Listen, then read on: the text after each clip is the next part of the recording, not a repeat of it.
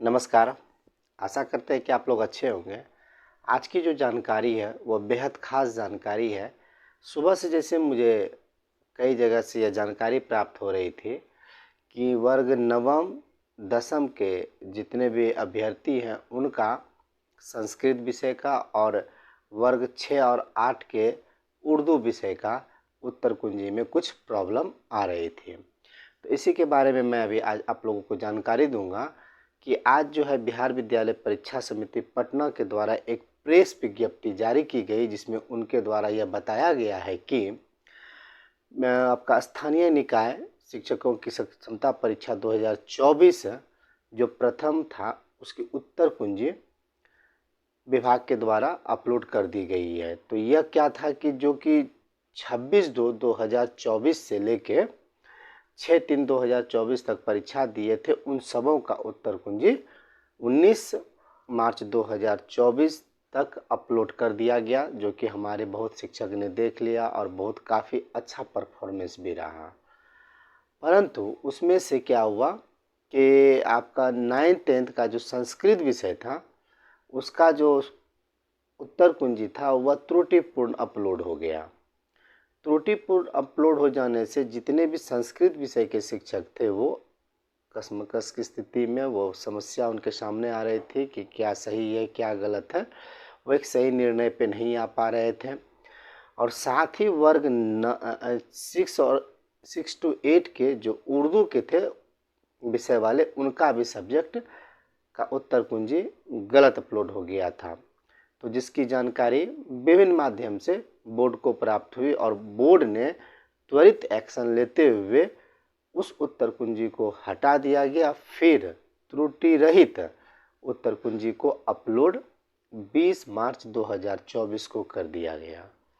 तो पहले हम लोगों का था कि 19 मार्च 2024 से लेके 21 मार्च 2024 तक आपत्ति दर्ज करने का था। तो जो भी ये सब्जेक्ट के कहने का मतलब है कि जो संस्कृत और जो उर्दू के टीचर हैं जिनका की आपत्ति के बाद पुनः उत्तर कुंजी अपलोड किया गया था, उन लोगों के लिए अब जो है आपत्ति का डेट 22 मार्च 2024 तय कर दिया गया है।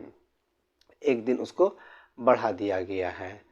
तो और इस क्रम में जब अपलोड हुआ था तो बहुत सारे शिक्षक चैलेंज करने के क्रम में पेमेंट भी कर दिए थे। तो मैं बता देना चाहता हूं कि संस्कृत और उर्दू के जितने भी शिक्षक हैं, साफ शब्द में मैं आप लोगों को जानकारी दे रहा हूं कि 9th-10th के संस्कृत और 6 to 8 के उर्दू के जितने भी कैंडिडेट ने आपत्ति हेतु पेमेंट विभाग को कर दिए हैं तो उन्हें ज़्यादा परेशान होने की आवश्यकता नहीं है। वो पेमेंट पुनः आपको वापस खाता के माध्यम से प्राप्त हो जाएगा। और अब जो आपको जो त्रुटिपूर्ण उत्तर कुंजी लग रहा है, सॉरी, मैं त्रुटिपूर्ण उत्तर कुंजी की बात नहीं कर रहा, मैं त्रुटिपूर्ण प्रश्न की बात कर रहा हूँ। अगर उसमें कोई त्रुटि लग रहा है तो आप पुनः उसका दावा करें। और दावा के लिए जैसा कि हम लोग जान रहे हैं कि प्रत्येक प्रश्न के लिए 50 रुपया विभाग के द्वारा तय कर दी गई है।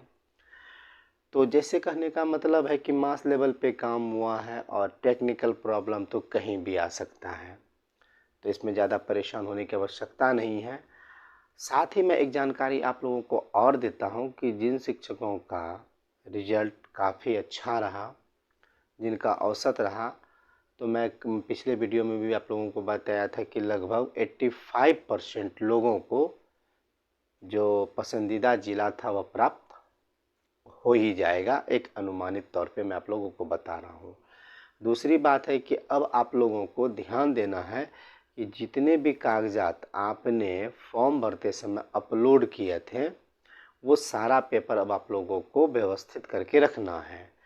किसी भी समय विभाग के द्वारा यह आदेशित होगा कि तीसरा जो बायोमेट्रिक और थंब इम्प्रेशन होना है, मैंने पहले भी आपको बताया था कि 3 चरण में यह होगा। पहला परीक्षा में हो गया, दूसरा आपका एडमिट कार्ड अपलोड करते समय हो गया, तीसरा जब आपका रिजल्ट प्रकाशन हो जाएगा तो उस समय।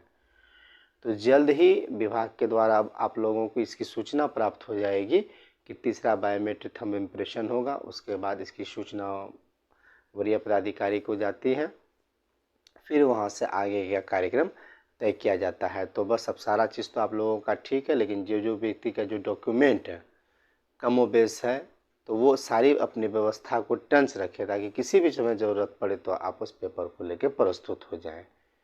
एक अच्छे रिजल्ट के साथ साथ एक अच्छी व्यवस्था भी होनी चाहिए। ये तो मैं आप लोगों को कह रहा हूँ, चूँकि आप लोग काफ़ी समय से इस सेवा में जुड़े हुए हैं, तो जानकारी तो आप लोगों को होगा ही, लेकिन अगर किसी कारणवश से अगर दिमाग से उतर गया है तो फिर कृपया मैं आपसे निवेदन कर रहा हूँ कि उस पेपर को आप व्यवस्थित कर लीजिए। और मुझे उम्मीद है कि जल्द ही आप लोगों को जो आपका पसंदीदा ज़िला है वह आवंटित हो जाएगा। जैसा कि हम लोग जान रहे हैं कि आदर्श आचार संहिता लागू हो गया है, तो इन सारी बातों को ध्यान में रखते हुए विभाग आगे के कार्यक्रम को तय करेंगे। लेकिन वो जो भी तय करेंगे उसकी सूचना मुझे जैसे ही प्राप्त होगी, वह सूचना मैं आप लोगों के बीच में आके साझा कर लूँगा। तो आशा करता हूँ कि यह जानकारी आप लोगों के लिए अच्छा हुआ होगा। तो इस प्रकार की जानकारी मैं निरंतर लाते रहता हूँ। फिर मैं नई सूचना के साथ आपके पास आता हूँ। तब तक के लिए मैं आप लोगों से आज्ञा चाहता हूँ। शुभ रात्रि, धन्यवाद।